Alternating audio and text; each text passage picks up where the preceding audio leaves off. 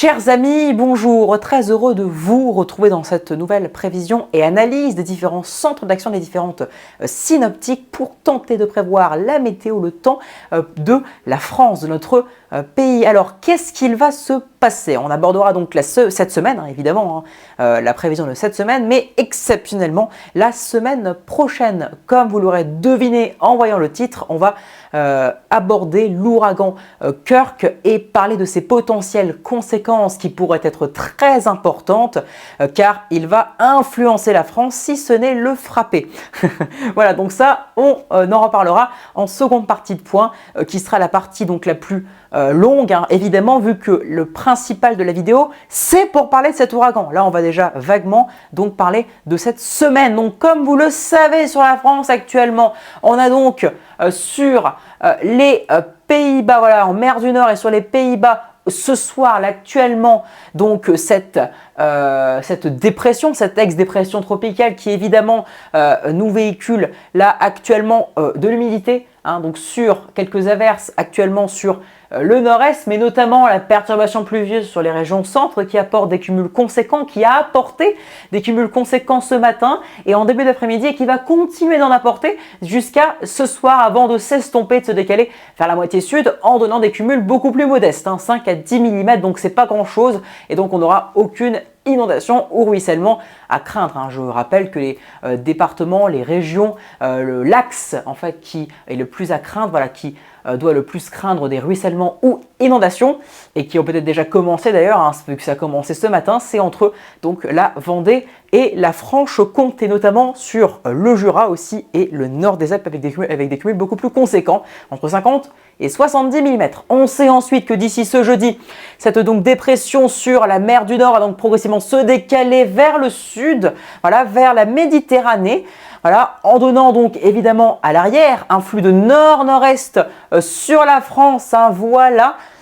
évidemment avec donc un refroidissement dès ce jeudi qui va donc durer vendredi et samedi, des minimales qui vont donc chuter, mais un retour au calme est prévu avec donc cette goutte froide qui va s'en aller ensuite vers l'Europe centrale puis l'Europe du Nord et en tout cas un complexe dépressionnaire et même un Talvec qui va donc plonger sur l'Atlantique, voilà, d'ici à samedi, va donc nous véhiculer en parallèle, comme je vous en ai parlé hier et avant-hier, c'est officiellement donc confirmé, un flux de sud-sud-ouest pour ce samedi et notamment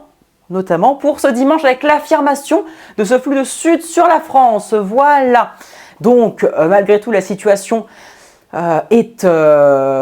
assez fraîche et va continuer d'être très fraîche, notamment entre jeudi et samedi, notamment pour les minimales entre vendredi matin et samedi matin et même jusqu'à dimanche matin sur l'Est uniquement, mais dès dimanche après-midi et même dès samedi après-midi malgré tout, notamment sur l'ouest du pays, les températures vont donc nettement remonter et surtout l'affirmation de cette douceur sera présente dimanche. Mais attention, c'est donc notamment dès ce lundi qu'il y a, attention, là, regardez, on arrive à la seconde partie sur GFS, donc cet ouragan qui est donc actuellement, voilà, qui sera a priori sur cette position, donc qui commencera à apparaître sur la carte des modèles donc de l'Atlantique Nord, donc sur GFS ce lundi malgré tout, donc attention, voilà, il sera là ce lundi. Et a priori, il pourrait progressivement en fait être attiré en fait à l'air beaucoup plus, voilà, le complexe dépressionnaire carrément et l'air beaucoup plus polaire en allant vers l'Europe du Nord et même le pôle Nord. Malgré tout, et donc progressivement, voilà, pour mardi, il va donc continuer de se développer, de partir sur l'Atlantique et se diriger vers nos côtes potentiellement. Mais là, on arrive à une échéance très lointaine. Alors, quels sont les différents scénarios de cet ouragan Kirk? Alors, j'ai envie de vous dire, j'ai pu analyser les modèles et malgré tout, en termes de scénario, c'est soit il continue ensuite de se développer et vu qu'il est rallié en fait à l'air, aux dépressions, aux complexes dépressionnaires, puis même à l'air polaire vers le pôle Nord, eh bien, il pourrait donc progressivement, en étant rallié, en se reliant, se diriger vers la France ou vers le Royaume-Uni. Voilà. ou alors il s'emprisonne en fait avec une dorsale. Bon alors j'ai pas le scénario, mais il est bien possible qu'il s'emprisonne vers plus proche des côtes des USA et qu'il y ait une dorsale sur l'Atlantique qui l'empêche de venir chez nous, ou alors tout simplement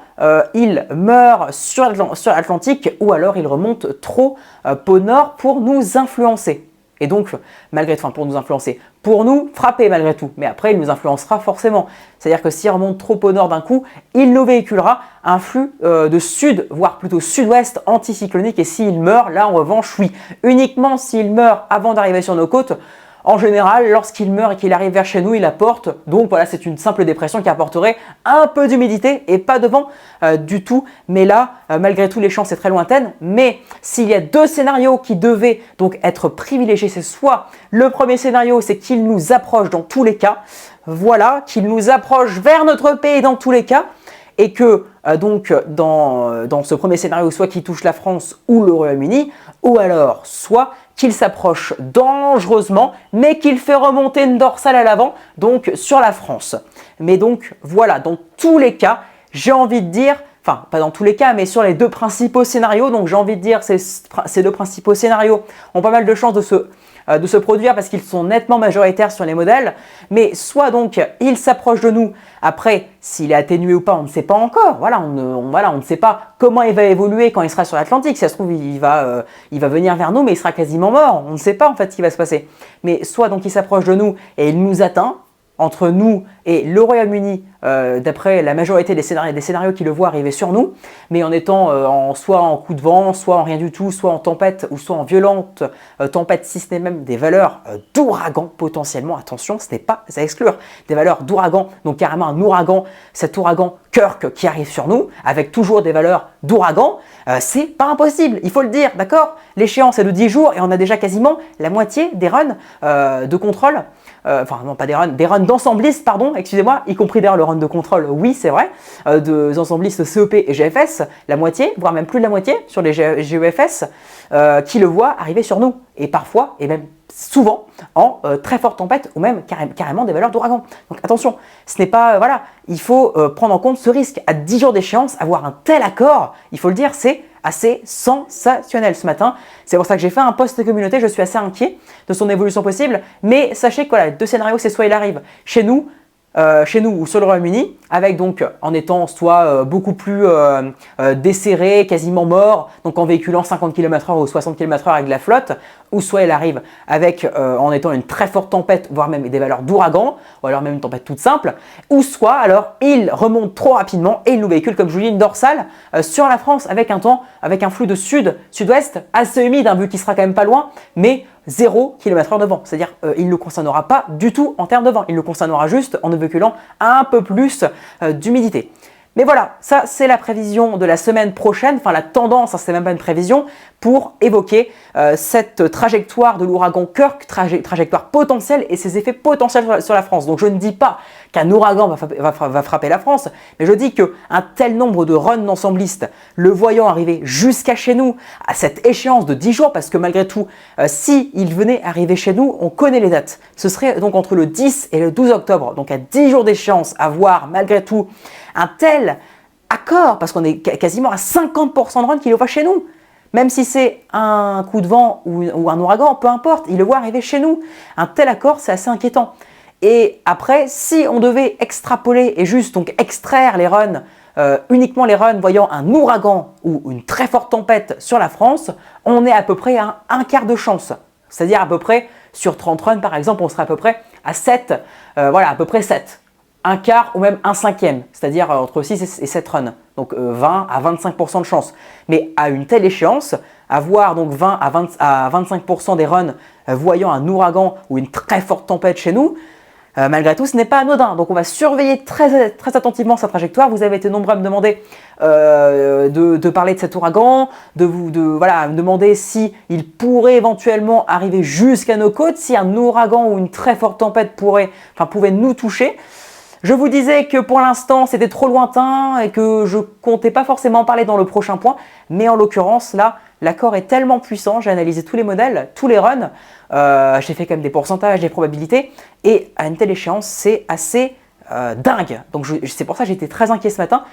On verra les actualisations de ce soir des modèles, mais en tout cas, sachez qu'il nous influencera dans tous les cas, d'une manière ou d'une autre. Après, de là à dire il nous véhiculera de la pluie ou il nous frappera d'ici le 10, 11, 12 octobre, il y a une nette différence, donc on affinera cela dans les prochains bulletins. Je vous remercie, n'hésitez pas à vous abonner, liker, partager si vous avez aimé la vidéo, à commenter si vous avez des questions, des informations que vous jugez pertinentes à me transmettre, hein, comme je vous le dis à chaque fois. Et moi je vous dis à très bientôt pour un nouveau point. Merci, bonne soirée, ciao!